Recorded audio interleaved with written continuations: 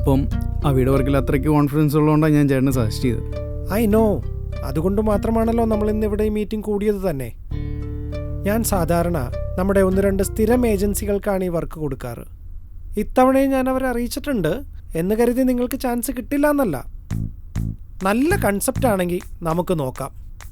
Okay, ഞാനൊരു ഷോറിയിൽ അയച്ചിരുന്നില്ലേ, അതിലെ മിക്ക വർക്ക്സിൻ്റെയും ആക്ച്വലി കോൺസെപ്റ്റ് എൻ്റെ ആയിരുന്നു. വർക്കെല്ലാം നന്നായിട്ടുണ്ട്, നിങ്ങൾ നന്നായി ചെയ്യുമെന്ന വിശ്വാസവും എനിക്കുണ്ട്. പക്ഷേ ഇത്തവണ ഞങ്ങളുടെ പ്രൊഡക്റ്റ് മാർക്കറ്റിലെത്തിക്കാൻ വെറും ഒരു ആഡ് മാത്രം പോരാ, കുറച്ചുകൂടെ ക്യാച്ചി ആയിട്ടുള്ള ഒരു ക്യാപ്ഷൻ കൂടെ വേണം. അതാണ് ഞാൻ മുമ്പ് പറഞ്ഞ പോലെ അവിനാശിനും കൂടെ അവസരമുള്ളത്. ഓക്കെ, ഏജൻസിക്കും അവിനാശിനും നന്നായി ആഡ് മേക്ക് ചെയ്യാൻ പറ്റും. പക്ഷേ നല്ല ക്യാപ്ഷൻ ആര് തരുന്നോ അവർക്ക് ഞാൻ ഈ വർക്ക് കൊടുക്കും. Okay, got it. നല്ല കോമ്പറ്റീഷനുള്ള പ്രൊഡക്റ്റാണല്ലോ നമ്മുടെ ഇത്. സോ എന്തായാലും ക്യാച്ച് ആയിട്ടുള്ളൊരു ക്യാപ്ഷൻ വളരെ ഇമ്പോർട്ടൻ്റ് ആണ്.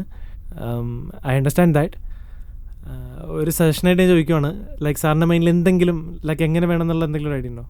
ഈ ഇംഗ്ലീഷ് ക്യാപ്ഷൻ വേണ്ട, ഓക്കെ, തനി നാടൻ മതി. നമ്മുടെ സാധാരണ സംസാര ഭാഷയുള്ള പോലെ എന്തെങ്കിലും. ഓക്കെ, ഈ നമ്മൾ എവിടെയോ കേട്ട് മറന്നു പോയ പോലെ തോന്നിക്കുന്ന. എക്സാക്ട്ലി. ഓക്കെ, അങ്ങനെയുള്ള എന്തെങ്കിലും.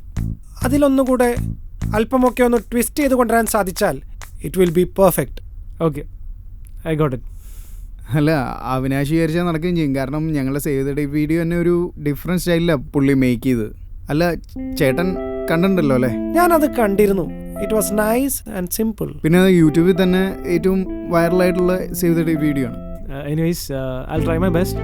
എന്തായാലും ഒരു ക്യാച്ച് ആയിട്ടുള്ള ക്യാപ്ഷൻ തന്നെ നമുക്ക് സെറ്റ് ചെയ്യാം. അതിന് സാധിച്ചാൽ അവിനാശ് ചെയ്യും ഹണി കോക്കോ നാച്ചുറൽ ഹെയർ ഓയിലിൻ്റെ അടുത്ത ആഡ്. അതെൻ്റെ വാക്കാണ്. Thank you. ആ അർദ്ധരാത്രിയിൽ, അതും തുള്ളിക്കൊരുകുടം പെയ്യുന്ന കൊടുംമഴയിൽ, കാടിനുള്ളിൽ ഒറ്റപ്പെട്ട് കണ്ട ആ പഴയ ഇടിഞ്ഞു പൊളിഞ്ഞ വീട്ടിലേക്ക് റാം ഓടിക്കയറുന്നു. മുന്നിലായി കണ്ട ഇളകിയ വാതിൽ തുറന്ന അവിടേക്ക് പ്രവേശിക്കുന്ന റാം. അയ്യോ,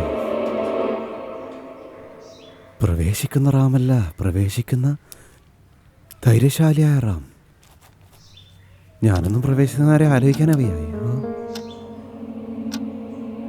പെട്ടെന്ന് അതുവഴി പോയ മിന്നലിൻ്റെ വെളിച്ചത്തിൽ അയാൾ തിരിച്ചറിയുന്നു, താനല്ലാതെ മറ്റാരോ കൂടി ആ വീട്ടിലുണ്ടെന്ന്. എന്തൊരു വല്ലാത്ത അവസ്ഥയാണിത് ഭഗവാൻ. ശത്രുക്കൾക്ക് പോലും ഇങ്ങനെ ഒരു അവസ്ഥ കൊടുക്കരുത്.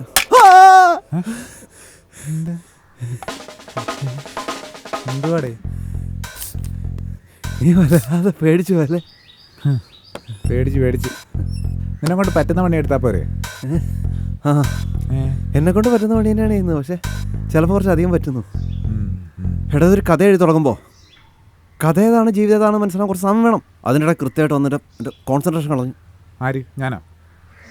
നീയല്ല, ചില ശക്തികൾ. അതൊന്നും പറഞ്ഞാൽ എനിക്ക് മനസ്സിലാവില്ല. മനുഷ്യന് മനസ്സിലാകുന്ന ഭാഷയിലൊന്നും മൊഴിയാവോ? റാമിൻ്റെ കൂടെയുള്ള മറ്റവൻ എന്ന് പറഞ്ഞാൽ നിനക്ക് മനസ്സിലാവോ? ആരേ റാം? ആ, അതാണ്. അതുപോട്ടെ, നീ എങ്ങോട്ടാണ് ഈ അണിഞ്ഞൊരുങ്ങി? അല്ല, കുറച്ച് വൃത്തിയായിട്ടുണ്ടല്ലോ.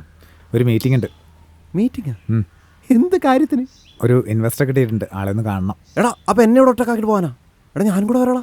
എന്തിന്? നിനക്കൊരു കൂട്ടിന്? വേണ്ട, എനിക്ക് ഒറ്റയ്ക്ക് പോകണം. ആളെനിക്കൊന്ന് ഒറ്റയ്ക്ക് കാണണം. എടാ, ഞാൻ നിൻ്റെ ഇൻവെസ്റ്റർ കാണാനല്ല വരുന്നത്. ഞാൻ അവിടെ മാറിയിരുന്ന് എൻ്റെ ഈ കഥ ചിന്തിച്ചോളാം. അല്ല, നിനക്കാണല്ലേ ഞങ്ങളിവിടെ എന്തെങ്കിലും ശബ്ദം ഉണ്ടാക്കുമ്പോൾ നിൻ്റെ ഏകാന്ത നഷ്ടപ്പെടുമെന്ന് പറഞ്ഞാൽ അടിയുണ്ടാക്കാറ്. ഇപ്പോൾ എന്താ നിൻ്റെ ഏകാന്ത കാശിക്കുവേ? കേൾക്കൂ, എൻ്റെ സ്ഥാനത്ത് നീയാണെന്ന് കരുതുക. നീ ഇങ്ങനെ ഒറ്റയ്ക്കൊരിടത്തിരുന്ന് എഴുതുകയാണ്. അതും ടൈപ്പ് റൈറ്റർ പോലും പേടിച്ചു പോകുന്ന പോലത്തെ ഹൊറർ. അപ്പം നിനക്ക് നിൻ്റെ കുറേ പുറകിലായിട്ട് ആരോ ഉള്ളതായിട്ടൊരു തോന്നലാണ്. പക്ഷെ നീ ശ്രദ്ധിക്കുന്നില്ല. കുറച്ചുകൂടെ കഴിയുമ്പോൾ നിൻ്റെ കഴുത്തിൻ്റെ തൊട്ട് പുറകിലായിട്ട് ഒരു ശ്വാസോച്ഛ്വാസം.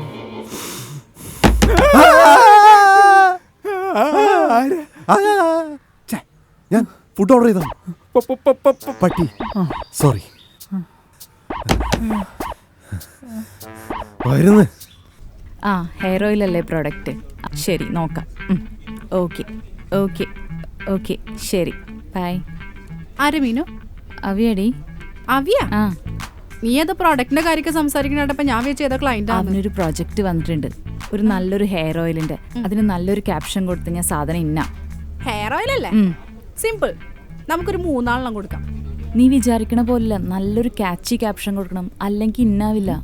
അതിന് ക്യാച്ച് ആണോ അല്ലെങ്കിൽ നമ്മൾ കൊടുത്തു കഴിഞ്ഞാൽ അറിയാൻ ആ പറ്റും. അതും ശരിയാ. പക്ഷെ ഏറ്റവും നല്ല ക്യാച്ചി ആയിട്ടുള്ള ഒരെണ്ണം അവന് നമുക്ക് കൊടുക്കണം. നിനക്ക് തോന്നുന്ന നല്ല അടിപൊളി ക്യാപ്ഷൻ ഉണ്ടെങ്കിൽ പറ. ഓക്കെ, നമുക്ക് കുറച്ചധികം ഓപ്ഷൻസ് കൊടുക്കാം. അവന് ഇഷ്ടമുള്ള സെലക്ട് ചെയ്തോട്ടെ. ഒരു കാര്യം ചെയ്യും, 2 ഞാനിപ്പോ പറയാം, നോട്ട് ചെയ്തോട്ടാ. പറ. ആ ഞാൻ ബുക്ക് എടുത്തു. തലമുറയുടെ തല കീഴടക്കിയ ഹെയർ ഓയിൽ. എന്ത് ചൊക്ലി ലൈനടി. രസില്ല? ഇല്ല രസില്ല. അടുത്ത പിടിച്ചോ. തല കുളിർപ്പിക്കും എണ്ണ, തലാഗ്രഹിച്ച എണ്ണ. എന്തോ നാടി ഇത്? ചുമ്മാ തമാശകള്. നീ ശരിക്കായിരുന്നു ഒന്ന് പറഞ്ഞേ. ഞാൻ തമാശ വരെയല്ല, സീരിയസ് ആയിട്ട് പറയാ. എന്നാ പിന്നെ നീ മിണ്ടാണ്ടിരിക്കുക നല്ലത്. അറ്റ്ലീസ്റ്റ് ഞാനെങ്കിലും ഒന്ന് ആലോചിക്കട്ടെ. അല്ലെങ്കിൽ എന്റെ ബുദ്ധി ഇവിടെ ആർക്കും ആവശ്യമില്ല. ഞങ്ങളുടെ ബുദ്ധി ഉപയോഗിച്ച് 2 പറയട്ടെ. കണ്ണിലൊഴിച്ച് കാത്തിരിക്കാൻ പറ്റിയ എണ്ണ. ആ, അടുത്തത് സ്വർഗം കാണിക്കും സ്വർഗീയ എണ്ണ. അതെങ്ങനെയുണ്ട്? എൻ്റെ മനോജ് ചേട്ടാ, അവർ സീരിയസ് ആയിട്ടൊരു കാര്യം ചോദിക്കുമ്പോഴാണ് ഇങ്ങനെ കോമഡി പറഞ്ഞത്. ഞാനൊരെണ്ണം പറയട്ടെ. നീ പറയട്ടെ. ഈ എരുതിയിൽ ഒഴിച്ചാലും കുളിരേക്കും എണ്ണ എങ്ങനെയുണ്ട്? അത് കൊള്ളാം. ജില്ലു അടുത്ത് പോരട്ടെ. അടുത്ത് പറയട്ടെ. കൊപ്പറയുടെ കുളിർമയേക്കും മാസ്മരിക എണ്ണ, മീനൂസ് അൽ വെളിച്ചെണ്ണ. നിർത്തറ. അയ്യോ, കൊറേ നേരം 2 കൂടി. ഇനി എന്തെങ്കിലും ഒന്ന് മിനിറ്റ് 2 അടിച്ച് നിരപ്പാക്കി ഞാൻ എണ്ണ തുണി കൊണ്ടിക്കെടുത്തു. ചുമ്മാരിക്കടി. നീ ഇടിക്കാനോടി ഓഫീസിൽ നീ വരുന്നത്? ഒന്നും മിണ്ടാണ്ടിരുന്ന മീനു. ഇവനൊന്നും വേറെ ജോലിയൊന്നും ഇല്ല.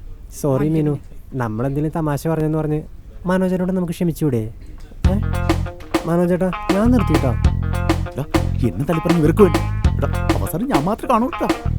കാണും, എനിക്കറിയാം. എടാ, എൻ്റെ ഐഡിയാസ് ഒക്കെ അടിച്ചു മാറ്റി എം ഡി കൊണ്ട് കൊടുക്കില്ല എൻ്റെ പരിപാടി. കാണിച്ചു തരാം കേട്ടോ. കോട്ടയം മീനു, കോട്ടയം ലച്ചു.